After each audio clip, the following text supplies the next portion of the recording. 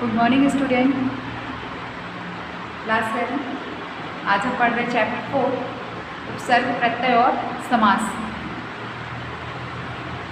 तो इससे पहले हम उपसर्ग पढ़ चुके हैं, प्रत्यय भी पढ़ चुके हैं और समास भी पढ़ चुके हैं। पिछली क्लासेस में हम जानते हैं कि उपसर्ग क्या कहलाता है, प्रत्यय क्या कहलाते हैं और समास क्या कहलाते हैं। वही चीज़ आज हमें फिर से पढ़नी है।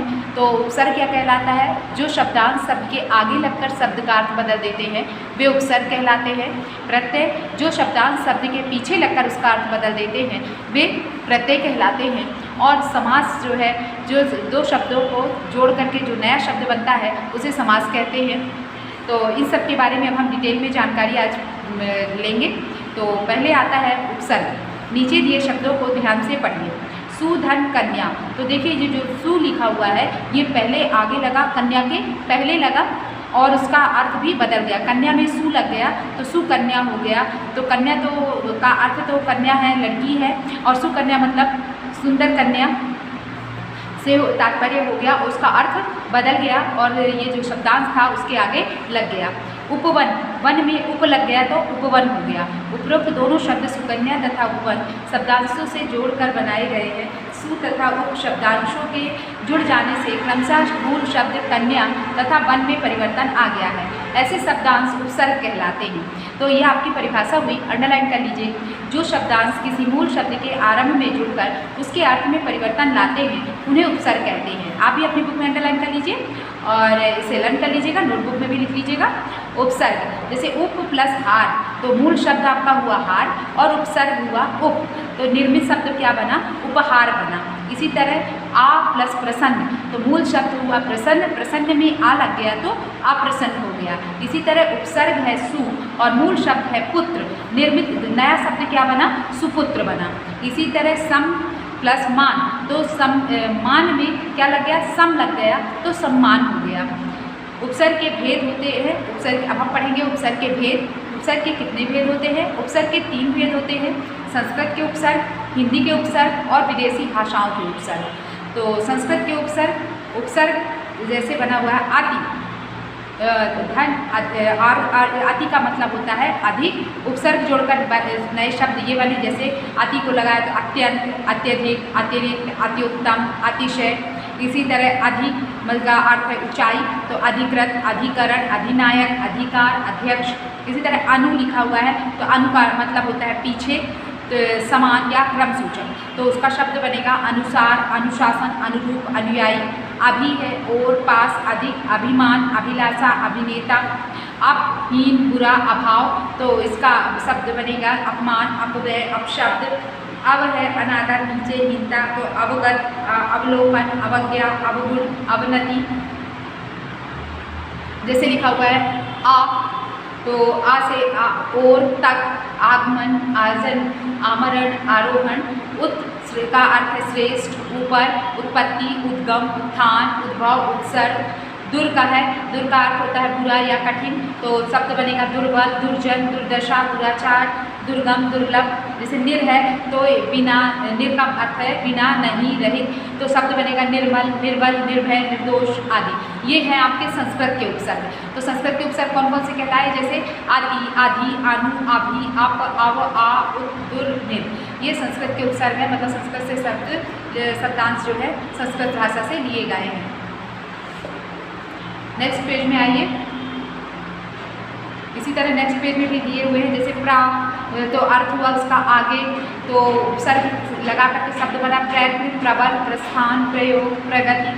वि है तो विशेषता, वि का अर्थ है विशेषता, भिन्नता, तो उपसर्ग बना विदेश, विशेष, विनम्र, विमुख। सु का अर्थ है अच्छा या सरल, तो उपसर्ग बनेगा सुकर्म, सुपुत्र, सुकन्या, सुशील। प्रति हर एक, बराबरी, उपसर्ग प्रतिक्षण, प्रतिदिन, प्रतिपल। परा का अर्थ है उल्टा, पराजय, पराधीन, पराक्रम। हिंदी के उपसर्ग है, देखिए आ, अन, अध, उन, कु, सु, दुर, नि, भर, तो इनका अर्थ बता रहे हैं। आ जैसे कभी, अभाव, अन निषेध, विरोध, अध आधा, आधा, उन एक कम, कु बुरा, नीचता, सु मतलब अच्छा, सा सात, दुर, हीन, नि अभाव, भर, पूरा। शब्द बनेंगे जैसे आ से लगाए तो अजर, अमर, अटल, अज्ञान, अन से अनपढ़, अनदेखा, सुना, अनबना, अध, अधमरा, अधपका, अधकचरा, उन से 29, 19, 49, कु से कुविचार, कुपुत्र, कुकर्म, सु से बनेगा सुपुत्र, सुअवसर, सुडौल, सा से बनेगा सादर, सपरिवार, सस्नेह, दुर से दुर्गुण, दुर्बल, दुर्भाग्य, नि अभाव, निडर, निठल्ला, निहत्था, भर पूरा, ठीक, भरपेट, भरसक, भरमार, भरपूर। इसी तरह आता है विदेशी भाषाओं के उपसर्ग। उपसर्ग जैसे कम, थोड़ा, गैर, बिना, ना, कमी, बा, साथ, ला, रहित, बद, बुरा, बे, बिना, हम, समान, हर, प्रत्येक, एन, ठीक। तो ये विदेशी भाषाओं के सब मतलब विदेशी भाषाओं से लिए गए शब्द हैं ये, जिनका अर्थ ये दिया हुआ है। इसके बाद है उपसर्ग, इनके नए बनाए हुए शब्द। तो जैसे कम से बना कमजोर, कमअक्ल, कमबख्त, गैर, गैर जरूरी, गैर कानूनी, गैर हाजिर, ना से नामुमकिन, नामुराद, नासमझ, बदौलत, बनाम, बाकायदा, ला से लावारिस, लाइसलास, लाजवाब, लाचार। इसके बाद है बद से बदनाम, बदकिस्मत, बदबू, बदहजमी, बदमिजाज, बदसूरत।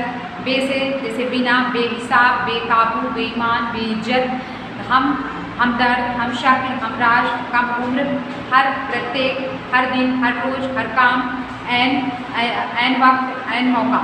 नेक्स्ट पेज ओपन कीजिए।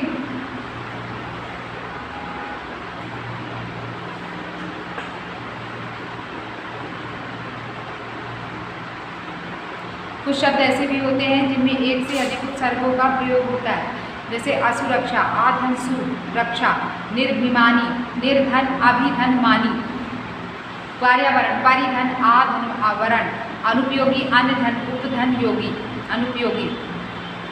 इसके बाद हम पढ़ेंगे प्रत्यय। प्रत्यय क्या कहते हैं, नीचे दिए चित्रों को ध्यान से देखिए। जैसे मूर्ति लिखा है, मूर्ति प्लस कार, मूर्तिकार, फल प्लस वाला, फल वाला। आपने देखा कि मूल शब्द मूर्ति तथा फल में क्रमशः कार तथा वाला शब्दांश लगाकर नए शब्द बनाए गए हैं। कार तथा वाला ऐसे शब्दांश हैं जिनका अपना कोई अर्थ नहीं है, परंतु जिस शब्द के साथ जुड़ जाते हैं उनके अर्थ में परिवर्तन ले आते हैं।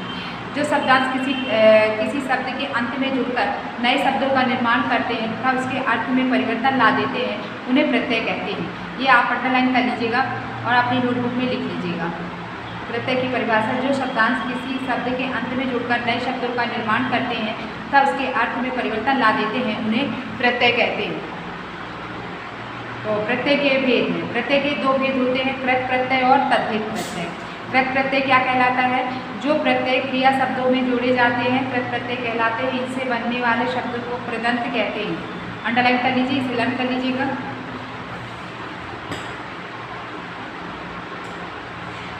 इसके बाद है आपका हिंदी के कृत प्रत्यय। प्रत्यय जैसे आई, आऊ, अक्कड़, आन, आव, आवट, आवा, आहट, आलू, इया, वाला, क, त, वाई।